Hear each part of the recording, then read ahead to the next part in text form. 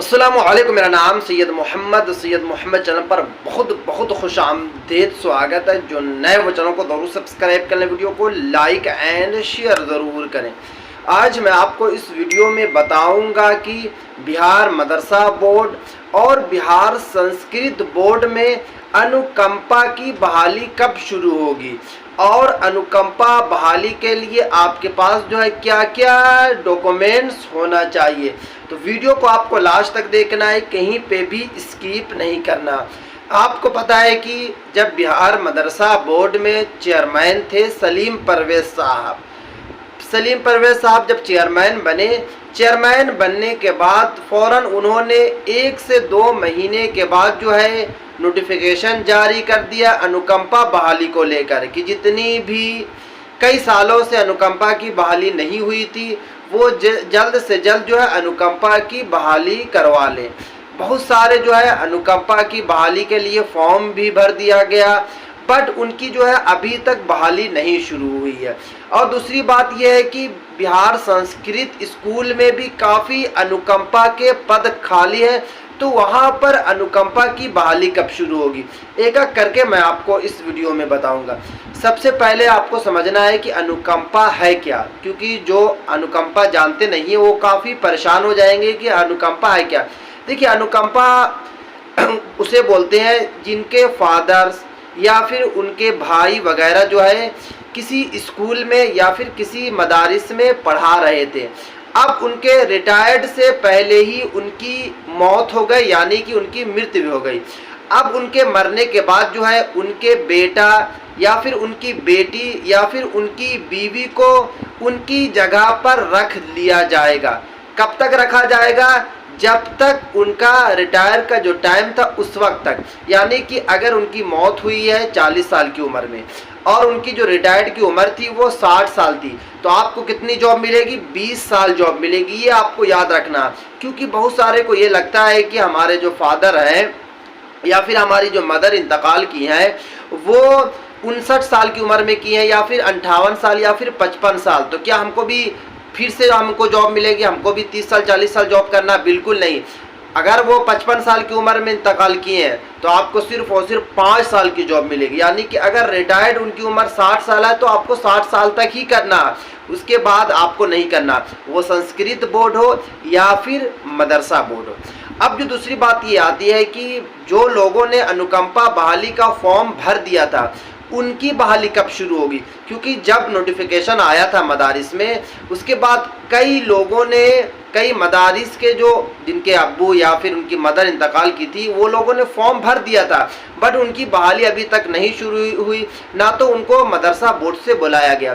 तो देखिए, आपकी जो बहाली ना होने की जो वजह है वो अभी प्रेजेंट में बिहार मदरसा बोर्ड के चेयरमैन नहीं है, और चेयरमैन ना रहने की वजह से जो है उस फाइल्स को अभी जो है पेंडिंग में डाल दिया गया, क्योंकि जब तक कोई भी बोर्ड के प्रॉपर चेयरमैन नहीं बनेंगे वहाँ पर काम नहीं होता। तो आपको पता है कि मदारिस में अभी कोई भी काम नहीं हो रहा, यह अनुकंपा बहाली ही नहीं, जितने भी और भी काम थे वो सारे के सारे जो काम है वो अभी पेंडिंग में पड़े हुए हैं। तो इसी वजह से अभी जो है आपकी बहाली नहीं हो रही है।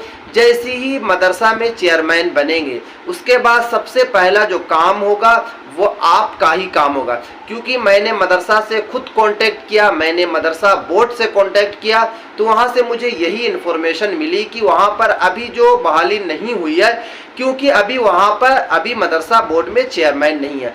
चेयरमैन बनेंगे उसके बाद जो है आपका जितना भी फाइल्स मदरसा बोर्ड में जमा है जल्द से जल्द जो है उस फाइल्स पर कार्रवाई की जाएगी और उसके बाद जो है आपकी बहाली हो जाएगी। तो आपको घबराना नहीं है।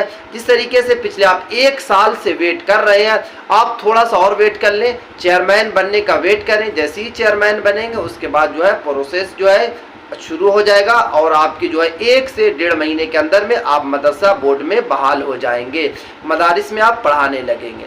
3 बात तो आपके क्लियर हो गई। पहले मैंने आपको बता दिया कि अनुकंपा क्या होता है, दूसरी बात आपको मैंने बताया कि आपकी जो है जॉब की पीरियड कितना होगी, और तीसरी बात मैंने आपको ये भी बता दिया कि मदरसा बोर्ड में बहाली कब होगी अनुकंपा वाली।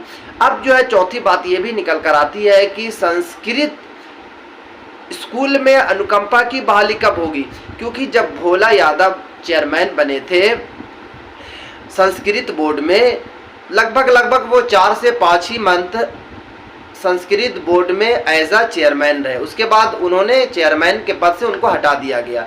तो जब वो चेयरमैन बने थे तो चेयरमैन बनते ही उन्होंने एक स्टेटमेंट दिया था प्रॉपर बहाली को लेकर कि 5000 पदों पर बिहार संस्कृत स्कूलों में बहाली होगी। रोस्टर भी 4 से 5 जिला से रोस्टर मंगवा लिया गया था और धीरे धीरे सभी जिला से रोस्टर मंगवाया जा रहा था। बट अचानक से मदरसा बोर्ड और संस्कृत बोर्ड में क्या हो गया, संशोधन हो गया। संशोधन होने के बाद जो है दोनों बोर्ड से चेयरमैन को हटा दिया गया। तो वो वाली जो बहाली है आपकी पेंडिंग में है। और दूसरी जो अनुकंपा वाली, क्योंकि स्कूलों में भी काफ़ी पद खाली है अनुकंपा के, तो देखिए स्कूल में भी जो अनुकंपा की बहाली होगी संस्कृत स्कूल में, वो चेयरमैन बनने के बाद ही होगी। क्योंकि जब तक आपके यहाँ चेयरमैन नहीं बनेंगे आपको वेट करते रहना है। क्योंकि कई लोगों को लगता है कि शायद जो है चेयरमैन बन जाएंगे उसके बाद जो है हमारी बहाली शुरू हो जाएगी। देखिए चेयरमैन बनने के बाद भी थोड़ा सा आपको वेट करना है, क्योंकि पहली बात तो ये है कि अभी कोई चेयरमैन ही नहीं बन रहा। हाँ, अभी तो चेयरमैन बनने में टाइम है, क्योंकि मैंने आपको पहले अपडेट दे दिया था कि अभी 2 मंथ लग जाएगा चेयरमैन बनने में। चेयरमैन बनेंगे उसके बाद जो है अनुकंपा की बहाली का नोटिफिकेशन आएगा। नोटिफिकेशन आने के बाद जो है आपको फॉर्म भर देना है। फॉर्म कैसे भरना है मैंने कई वीडियो आपको बता चुका हूँ, फिर से आपको मैं बता दे रहा हूँ कि आपको डायरेक्ट पटना जाना है, संस्कृत बोर्ड में जाना, वहीं आपको फॉर्म जमा करना है। जैसे ही आपका फॉर्म जमा होगा उसके बाद फॉर्म पे आपका डॉक्यूमेंट्स वगैरह देखा जाएगा कि क्या क्या है। उसके बाद जो है डायरेक्ट आपकी जो है बहाली हो जाएगी। किसका डॉक्यूमेंट्स देखा जाएगा, तो आपका नहीं देखा जाएगा, आपके फादर का देखा जाएगा, यानी कि जिनका इंतकाल हुआ उनका देखा जाएगा कि क्या सच में ही वो स्कूल में पढ़ा रहे थे और उनकी कितनी साल बच गया था स्कूल में पढ़ाने का, रिटायर्ड का। तो उसके बाद आपकी बहाली हो जाएगी। आपसे क्वालिफिकेशन नहीं मांगा जाएगा। अगर आपके पास कोई भी क्वालिफिकेशन नहीं है तो आपको एज अ टीचर तो नहीं, एज अ प्यून आप कह सकते हैं, या फिर एज अ मेंटेनेंस के लिए भी आपको स्कूल या फिर मदरसे में रख लिया जाएगा। ये आपको घबराना नहीं। अनुकंपा का मतलब ये होता है कि अगर आपके घर में कोई पढ़े लिखे नहीं है तब भी आपको जो सरकार पैसा देगी जब तक उनका रिटायर नहीं हो जाता। हाँ, वो रिटायर्ड हो जाएंगे तो उसके बाद आपको पैसा नहीं मिलेगा।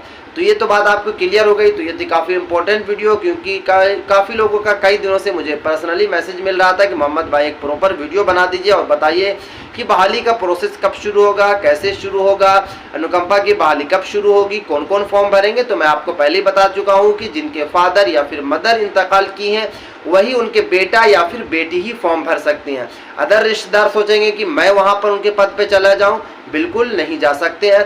दूसरी बात मैं आपको बता दिया हूँ कि जितना साल उनका रिटायर्ड का बच रहा था उतने ही साल आपको जॉब करनी होगी। अगर उनका 2 साल बच रहा था तो आपको 2 साल तक ही सरकार पैसा देगी।